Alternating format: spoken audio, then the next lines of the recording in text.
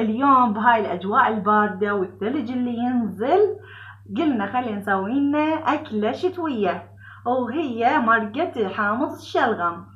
واحنا نسويها خاطرة حلوة، شوفوها شوفوا، ومع الخبز الحار من ايدي. وهاي مرقة حامص شلغم تمنيتكم وياي، ومع الطرشي نوعين انا مسوية، طرشي اللهانة والطرشي اللهانة الحمراء مع الفلفل على الطريقة التركية.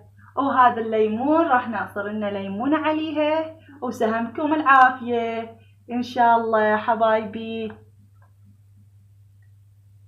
ولا تنسوني تابعوني على التيك توك، خليت لكم باللمحة، وان شاء الله راح انزل لكم رابط الاكلة اللي مسويتها بالقناة على اليوتيوب، انزل لكم اياها بالوصف ان شاء الله حبايبي.